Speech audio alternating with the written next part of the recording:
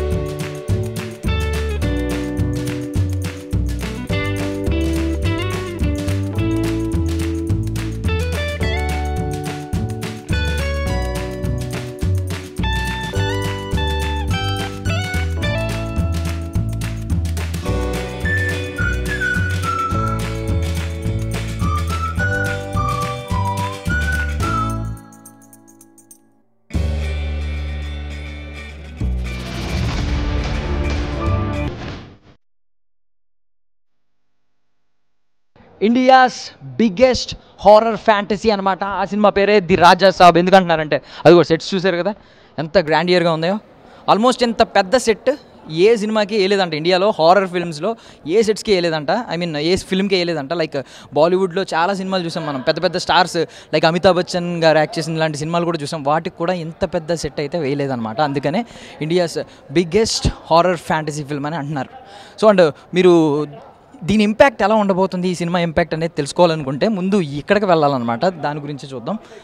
చూస్తున్నారు కదా, so normally ఇవన్నీ కూడా భయపెడుతున్నాయి సెట్స్ అంతా కూడా, బట్ ఇప్పుడు మాత్రం బాగా భయపెట్టబోతుంది అనమాట. చూడండి ఒకసారి, అటు చూడండి. ఇది మొత్తం ఒక ఐ మీన్ మనం చేతబడి చేసే ప్లేసులకు వచ్చినట్టు ఫీలింగ్ అవుతుంది. నిజంగా చేతబడులు ఉన్నాయేమో అనే భయం కూడా మొదలవుతుంది ఇలాంటి ప్రదేశాలు చూస్తుంటే. చాలా రియలిస్టిక్గా చేశారు. అండ్ మీరు చూస్తున్నారు కదా అక్కడ, అదిగోండి ఆపోజిట్లో కూర్చున్న మహిళలు కూడా మనకి మాంత్రికురాల్లా కనిపిస్తున్నారు నార్మల్ దాని ఇంపాక్ట్ వల్ల. అండ్ చూడండి అక్కడ మొత్తం గుడ్లు కూడా పెట్టారు, రియల్ గుడ్లు. అక్కడ నిమ్మకాయలు, కుంకుమ కలిపిన రైస్ అది అనమాట. అది నార్మల్గా రక్తం కలిపిన రైస్ లాగా మనకి సినిమాల్లో చూపిస్తూ ఉంటారు. చూసారు కదా, నార్మల్ ఇక్కడ హీట్ అయితే చాలా దారుణంగా ఉంది. మేబీ మీరు ఆన్ స్క్రీన్ కాబట్టి మీరు దీన్ని అబ్జర్వ్ చేయలేరు, నేను కాబట్టి ఎక్స్పీరియన్స్ చేస్తున్నాను. ఇదిగోండి ఇక్కడ చూడండి, ఒక పొట్టేలు తలకాయ అనమాట. బట్ రియల్ కాదు, ఇది విఎఫ్ఎక్స్. బికాజ్ యానిమల్ని మనం హెరాస్ చేయకూడదు కాబట్టి, యానిమల్స్ని మనం బాధ పెట్టకూడదు కాబట్టి అక్కడ అన్ని మొత్తం సెట్సే ఉన్నాయి. అండ్ ఇంకా మనం చూద్దాం, ఇలా రండి ఒకసారి.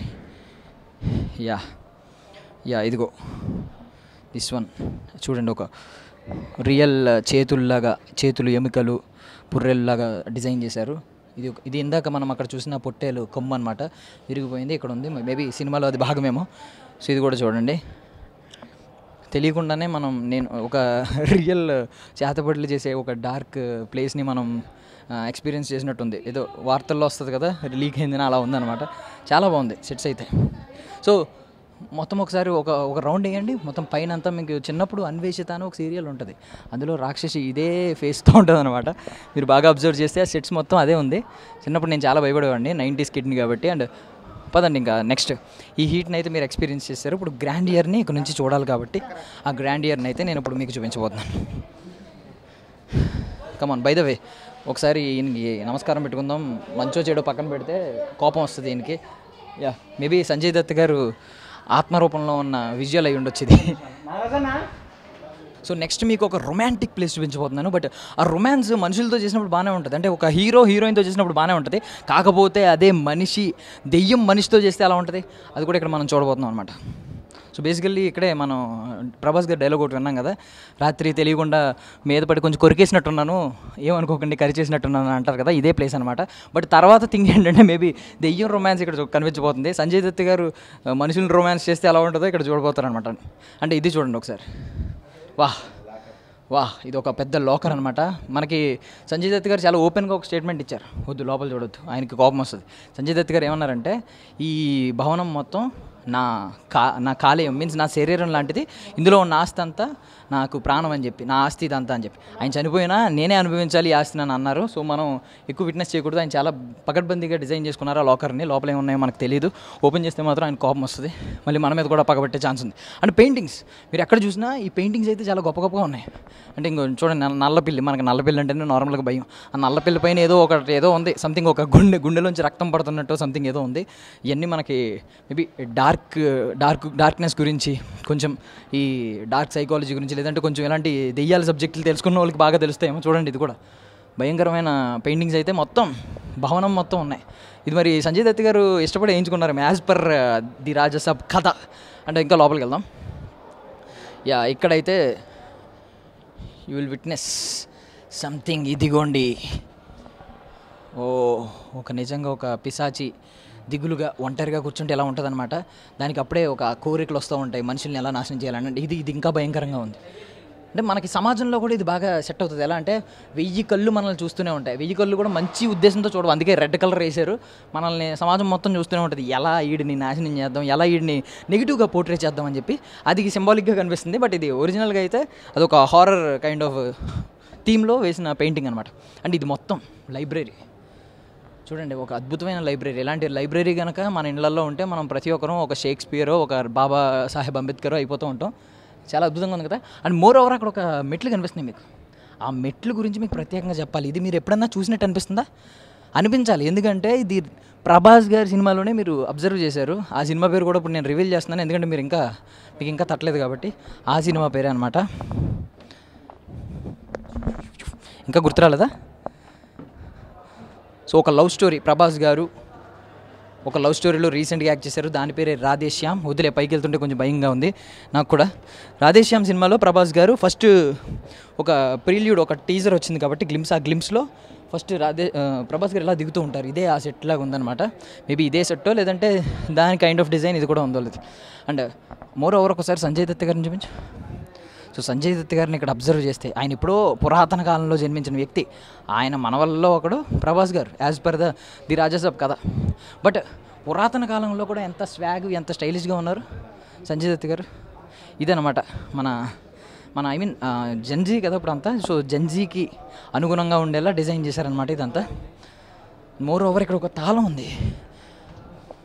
మేబీ సినిమాలో ఇది ఏమన్నా కీ రోల్ అవ్వబోతుందా? ఈ కీ ఏమన్నా కీ రోల్ ప్లే చేయబోతుందా చూద్దాం. మేబీ సినిమా చూసిన తర్వాత మనకి అది అర్థం అవుతుంది. ఇక ఇప్పుడు అస్సలైన గ్రాండ్ ఇయర్ మీకు చూపించబోతున్నాను అనమాట. యాక్చువల్లీ ఈ సెట్ డిజైన్ చేసింది రాజీవన్ నంబియార్ అని ఒక మంచి ఆర్ట్ డైరెక్టర్. ఆయన కెరియర్లోని ఇది ఒక పెద్ద సెట్స్ అని చెప్పి ఆయన కూడా చెప్తున్నారు. అండ్ మనకు ఇప్పుడు బౌన్సర్లు బ్లాక్ డ్రెస్లు వేసుకుని ఎలా ఉంటారు, ఒకప్పుడు ఇలా ఉండేవారు అనమాట. మన రాజుల కాలంలో రాజులకి సైనికులు ఈ కైండ్లో ఉండేవారు అనమాట. మేబీ ఎలా ఉంటారని లేదు కానీ కొత్తదనం చూపించారు. కల్కి సినిమాలో ఎలా చూపించారో ప్రభాస్ గారి విషయంలో కొన్ని అప్డేటెడ్, ఇది కూడా అలా కొత్తగా చూపించారనమాట. అండ్ మీరు ఇది కూడా బాగా అబ్జర్వ్ చేశారు, ఈ ఫ్యాన్స్ తిరుగుతూ ఉంటాయి కదా, మీరు ఇది కూడా చూస్తుంటారు. యాక్చువల్లీ అక్కడ రెగ్యులేటర్ ఉంది, అది తిప్పుతుంటే ఈ ఫ్యాన్స్ తిరుగుతున్నాయి అనమాట. సో ఇది మనం సినిమాలో చూసాం. సో యాక్చువల్లీ ఎక్కువ తిరిగేస్తున్నాయి. సో ఇదనమాట. అండ్ పైకి ఒకసారి వెళ్దాం. ఆ స్టెప్స్ చూసారు కదా. సో అండ్ మోర్ ఓవర్ ఇదే ప్రభాస్ ఫస్ట్ లుక్లో మనకి కనిపించారు కదా. ఫస్ట్ లుక్లో చాలా పాష్గా ఒక స్టిల్ ఇచ్చారు కదా, ఇదే అన్నమాట అది. మేబీ నేను కూడా కూర్చుంటే సంజయ్ దత్ గారికి మనవడిని అవుతానేమో చూద్దాం. ఆయన కూడా నన్ను వెంటాడి మేబీ నాకు ఏమన్నా ఆశిస్తారేమో చూద్దాం. Yeah, next. సో ఇక మనం పైకి వెళ్దాం రాజభవనంలోకి. అదిగోండి రాజాది రాజా, సంజయ్ దత్ గారి పేరు నాకు తెలీదు, బట్ రాజాది రాజా, మహారాజా, చక్రవర్తి, చనిపోయిన తర్వాత కూడా ఆస్తిని అనుభవించాలనుకుంటున్న మన సంజయ్ దత్ గారు ఇక్కడే ఉన్నారు. మరి ఆయన చిహ్నం ఏంటో తెలియదు కానీ కింద లియో సినిమాలో లాగా ఒక గ్రెద్ద ఉందన్నమాట. దీన్ని డ్యాగ్ అంటారు, కొంతమంది గ్రెద్ద అంటారు. బట్ ఇది చాలా ప్యూర్ ఐరన్, అసలు మొయ్యలేకపోతున్నాను. ఓ మై గాడ్, మేబీ ఇది స్టిక్ చేస్తారేమో. నేను చాలా కష్టపడ్డాను దాన్ని లేపడానికి. ఎస్, ఇది కూడా చాలా బరువుగా ఉంది. బట్ గోల్డ్ కాదు, బ్రాంజ్. గోల్డ్ అయితే మనమే తీసుకెళ్ళిపోయేవాళ్ళం. ఎస్, చూడండి ఇవన్నీ వింటేజ్లో ఒకప్పుడు మన ఓల్డ్ ఆర్కిటెక్చర్ ఉండేది కదా ఇదంతా. అండ్ ఓల్డ్ అప్పుడు థింగ్స్ ఇలా ఉండేవన్నమాట. దీపపు కుందీలు, బికాజ్ అప్పుడు ఎలక్ట్రిసిటీ లేదు. బట్ ఇందులో ఎలక్ట్రిసిటీ కూడా ఉందనుకోండి. అండ్ సో ఇంకా మిగిలిన ప్యాలెస్ కూడా చూసేద్దాం. మై గాడ్, అడుగడుగున మర్రి చెట్టు. అంటే మర్రి చెట్టు యాక్చువల్లీ ఒకప్పుడు ఏంటంటే ఇలా భవనాల మధ్యలో మర్రి చెట్లు ఉండేవి. అంటే అందరికీ కాదు, కొన్ని భవనాలు ఏంటంటే పాడుబడిన భవనాలు అంటారు. వాటికి ఏంటంటే మధ్యలో చిన్న చిన్న రావి చెట్లు మర్రి చెట్లు మొలిచి పెద్దగా అయిపోయి ఇంకా ఇలా ఓడలు ఏలాడుతూ ఉంటాయి అన్నమాట భవనాల్లో. ఇది కూడా అలాగే ఒక పురాతనబడిన మర్రి చెట్టు. అండ్ ఇదిగోండి ఇందాక మనం చూసినట్టే ఒకటి ఉంది ఇక్కడ చూడండి, అది ఒక బావి అనమాట. అక్కడ చూడండి మళ్ళీ క్షుద్ర పూజలు చేయడానికి ఇంకొక ప్లేస్ ఉంది ఇక్కడ. అక్కడ నిజంగానే ఒక ఎముకలు ఉన్నాయి. అక్కడ ఎవరో ఒక వ్యక్తి కూర్చుని దాన్ని ఏదో ఎక్స్పీరియన్స్ చేస్తున్నాడు. ఏ మంత్రాలు ఓం బగబుగే భగిని భాగోదరి అని ఏదో చదువుతున్నాడు. మేబీ అతనికి కూడా ఏదైనా ఆ ప్రభావం వచ్చి రేపొద్దున్న అతని మీద కూడా ఏదైనా ఆత్మ, సంజయ్ దత్ గారి ఆత్మ లాంటిది ఏమైనా పడుతుందేమో చూద్దాం. అండ్ మోర్ ఓవర్ గోడల మీద చూడండి ఏదో ఒక లిపి రాసి ఉందన్నమాట. అది ఏంటి అసలు ఏ భాష అనేది మనకు తెలియదు. మేబీ సినిమా చూసిన తర్వాత బట్ మన దగ్గర కెమెరాల్లో గూగుల్ లెన్స్ ఉంది, దానిలోంచి మనం వెతకొచ్చు, కావాలనుకుంటే ట్రాన్స్లేటర్లో వెతకొచ్చు. బట్ నేను వెతికే అంత సాహసం చేయట్లేదు, ఎందుకంటే తర్వాత నన్ను ఆత్మ ఏదైనా వెంబడిస్తుందేమో అని భయం ఉంది. అండ్ నువ్వు చూశారు కదా, ఆ నూతిలో కొంతమంది వ్యక్తులను ఐ మీన్ ముగ్గురు ఉన్నారు, ముగ్గురిని కలిపి కట్టేసి అందులో ముంచుతున్నారు.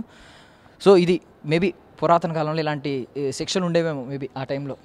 అండ్ అక్కడ ఒక పంచి కట్టుకుని ఒక దేవుడిలా ఉన్నాడు. అతను మనిషా లేదంటే ఇలాంటి డార్క్ దానిలో మనకి నార్మల్గా మన డివోషనల్గా స్వామీజీలు బాబాలు ఎలా ఉంటారో ఒక డార్క్ దానిలో కూడా అలాంటి వ్యక్తి అవ్వచ్చు, లేదంటే ఒక మనిషిని చంపేసి అక్కడ ఏమన్నా నిలబెట్టారేమో అని కూడా అనుకోవచ్చు.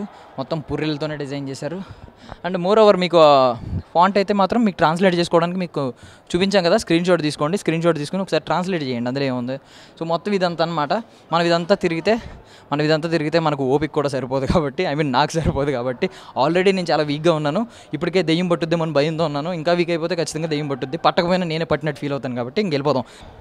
అని మనం నెక్స్ట్ సెగ్మెంట్కి వెళ్ళిపోతే ప్రభాస్ గారు అనగానే మన అందరికీ గుర్తొచ్చేది ఏంటంటే, బికాజ్ ఆయన గురించి ప్రతి సెలబ్రిటీ చెప్పేది భోజనాలతో పెట్టి చంపేస్తారని చెప్పి. మనకి డార్లింగ్ సినిమాలో ఒక క్యారెక్టర్ ఉంటుంది, బాబు తిన్నావా అని చెప్పి. ప్రభాస్ గారు ఒరిజినల్ క్యారెక్టర్ అదేనమ్మా అనమాట. బాబు తిన్నారా అని చెప్పి మధ్యాహ్నం క్యారేజీలు ఇంటి నుంచి పంపిస్తూ ఉంటారు. భీమవరం ఫుడ్ అంతా ఇక్కడే ఉంటుంది. సో అందుకే ఎంత పెద్ద టేబుల్ అరేంజ్ చేశారనమాట. మేబీ నాకు తెలిసినంత వరకు cinema shooting I mean cut చెప్పిన తర్వాత షూటింగ్ అంతా ఇక్కడే కూర్చుని పైన ఒక క్లాత్ వేసి దీన్ని డిస్టర్బ్ చేయకుండా అందరూ కూర్చొని నవ్వుతూ తిని ఉంటారు. నాకు తెలిసి అట్లీస్ట్ షూట్ ఎండ్ అయిపోయిన తర్వాత అయినా దీని మీద తిని ఉంటారేమో అనిపిస్తుంది. చాలా బాగుంది కదా. ఒకప్పుడు రాజులు దాంట్లో ఎలా ఉండేదన్నమాట. మనకి మల్లేశ్వరి సినిమాలో చెప్తాడు కదా, అక్కడ నెయ్యి అక్కడ పప్పు ఉంటుంది, నెయ్యి తెచ్చుకోవాలంటే ఆ చివరికి వెళ్ళాలి, నెక్స్ట్ టైం వచ్చినప్పుడు అటువైపు కూర్చుంటా అని వెంకటేష్ గారు కామెడీ చేస్తారు కదా, సేమ్ ఆ కైండ్ ఆఫ్ టేబుల్ ఉందన్నమాట. ఒక పెద్ద టేబుల్. మేబీ రాజుల కాలంలో ఒక 10 మంది 15 మంది 20 మంది కలిసి తినేవారేమో ఇలాగా. ఇక మనం ఫుడ్ ఐటమ్స్ చూసాం, మరి ఫుడ్ ఎక్కడ తయారవుద్ది? కిచెన్లోనే కదా. సో అంత మంచి ఫుడ్ ఐటమ్స్ తయారు చేయడానికి కిచెన్ కూడా బాగుండాలి కాబట్టి ఇదిగోండి ఇదంతా కిచెన్ అనమాట. మన చిన్నప్పుడు మన అమ్మమ్మల ఇంటికి వెళ్ళినప్పుడు చూస్తూ ఉంటాం. అంటే మన అమ్మలు కూడా కొంతమంది బాగానే చేసేవారు అనుకోండి, ఈ జనరేషన్లో లేదు. చూడండి అన్నీ మంచి అప్పడాలు, ఎండుమిర్చి ఇలాంటివన్నీ, ఐ మీన్ అప్పడాలు, కొన్ని ఏంటంటే పిండి వంటలు ఇలాంటివన్నీ కనిపిస్తూ ఉన్నాయి ఇక్కడ. అండ్ చూడండి ఇలాంటి ఎస్పెషల్లీ ఇలాంటి చాప, ఇలాంటి ట్రంక్ పెట్టి ఇవన్నీ మనం ఇంకోండి ఇలాంటి అర్మార్ ఒకటి. సో ఇలాంటివన్నీ ఖచ్చితంగా మన అమ్మమ్మల ఇంటికి వెళ్ళినప్పుడు మాత్రం అబ్జర్వ్ చేసేవాళ్ళం. ఇప్పుడైతే లేదు. ఇంకా మధ్యలో మేబీ సెట్స్లో కూడా ఇది వస్తుందా ఏంటి అంటే రెండు మిక్స్ చేస్తారంటే తెలియదు, కానీ ఇక్కడ మైక్రోవేవ్ ఒకటి ఉంది.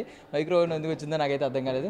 అండ్ ఒకప్పుడు స్విచ్చెస్ మీకు ఐడియా ఉంది కదా, ఇది బెల్ లాంటి స్విచ్, ఇదేమో పైకి కిందకి టక్ టక్ టక్ టక్ టక్ టక్ అంటారు కదా, అది. యా నెక్స్ట్ ఇంకా ఇవన్నీ అనమాట. లోపల ఏమున్నాయి చూద్దాం. అసలు ఖాళీయేనా? అన్నీ ఖాళీయే. మరి షూట్ అయిపోయిన తర్వాత ఇవన్నీ ఏం చేస్తారనేది నాకు ఒక డౌట్ ఉంది. బట్ మధ్యలో వాడినట్టున్నారండో. నెయ్యి ఉంది ఇక్కడ, నెయ్యి ఉంది, కారం ఉంది, పంచదార ఉంది, పర్వాలేదు. కొంచెం రియలిస్టిక్గా కనిపించడానికి కొన్ని మన కిరాణా సామాన్లు కూడా ఇక్కడ అయితే ఉంచారు. ఏంటి నాకు తెలియక అడుగుతున్నాను, సంజయ్ దత్ గారు అక్కడ కూర్చుని, ప్రభాస్ గారు అక్కడ కూర్చున్నారు, మళ్ళీ ఇక్కడ కూడా ఒకటి ఉంది. అంటే ఎక్కడ ఖాళీ దొరికితే అక్కడ కూర్చుంటూ ఉంటారేంటి? ఆయన కూర్చోడానికి ఇలాంటి పెద్ద సింహాసనాలు వేస్తూ ఉంటారేంటి? సర్లేండి పదండి వెళ్దాం. ఇక ఫైనల్లీ ఇంకొక ప్లేస్ చూపిస్తున్నాను. మొత్తం విజువల్స్ నేను మీకు చూపించలేను కాబట్టి మేమైతే విజువల్స్ అన్నీ మీకు ప్లే చేస్తూ ఉన్నాం. ప్రతిదీ చూడండి. బట్ దీని గురించి నేను ఎక్స్ప్లెయిన్ చేయాలి. అది ఇప్పుడైతే మనకి ఈ స్పీకర్లు, హోమ్ థియేటర్లు ఇవన్నీ ఏడ్చినాయి, కానీ ఒకప్పుడు ఇంక ఇవే ten ten ten ten ten ten ten ten ten అంటే నాకు పొరపాటున ప్రభాస్ గారి బదులు వెంకటేష్ గారు గుర్తొచ్చేశారు. నువ్వు నాకు నచ్చావు సినిమాలో వాయిస్తారు కదా, నాకు ఆ కైండ్ గుర్తొచ్చింది అనమాట. గుర్తొచ్చి ఇది జరుగుతుంది. సో పియానో కూడా ఐ మీన్ ఒక డీమానిక్ స్టైల్లో చేశారు. ఒక ఐ మీన్ మేబీ ఇది మనం ముట్టుకోకూడదేమో. ఇది ప్రభాస్ గారు పియానో కాదు, సంజయ్ దత్ గారు పియానో. ఆయన మేబీ ఎందుకు డిజైన్ చేసుకున్నారో నాకు అర్థం కాలేదు, కానీ భయపెడుతూనే డిజైన్ చేశారు. దీనిలోంచి ఖచ్చితంగా నాకు తెలిసినంత వరకు ఏదో ఒక మంచి మ్యూజిక్ సంజయ్ దత్ గారు ప్లే చేయడం మనం వినడం జరుగుతుంది అనమాట. అంటే తమన్ గారు ఇస్తారు ఆ బీజిఎం, అద్భుతమైన బీజిఎం ఇవ్వబోతున్నారు, భయపెట్టే బీజిఎం. అద్భుతమైందంటే మళ్ళీ వేరేది అనుకోవచ్చు. అండ్ అమ్మ ఇంత నెగిటివ్ ఇంత డార్క్ సెట్స్లో కొంచెం ఒక ఏంజెల్లా కనిపించింది. Thank you so much. కొంచెం నీ వెలుగు చూసిన తర్వాత కొంచెం నాకు భయం పోయింది అనమాట, భయం తగ్గింది, కొంచెం పాజిటివిటీ వచ్చింది. Thank you so much. But Angel చేతిలో వెలుగుంది, మేబీ ల్యాంప్. అంటే ప్రభాస్ గారికి సెట్స్లో ఐ మీన్ ఈ కథ రాజాసాబ్ కథలో ప్రభాస్ గారికి సపోర్ట్ చేయడానికి కొన్ని పాజిటివ్ పవర్స్ కూడా ఉన్నాయన్నమాట. ఐ మీన్ నెగిటివ్ ఆరాలే కాదు, కొన్ని పాజిటివ్ ఆరాలు కూడా, అలాంటి ఏంజల్ ఆరాలు కూడా ఉండబోతున్నాయని అర్థమవుతుంది. సో ఓవరాల్గా చూడండి, ఒక్క రౌండ్ వేయండి. అమ్మా 2 కళ్ళు చాలా అన్నారు, చుట్టూ ఒక 10 కళ్ళు ఉన్నా కూడా సెట్స్లో ఏదో ఒక భాగం మన కంటికి అందకుండా మిగిలిపోయేలా ఉందన్నమాట. ఇది సిచ్యువేషన్.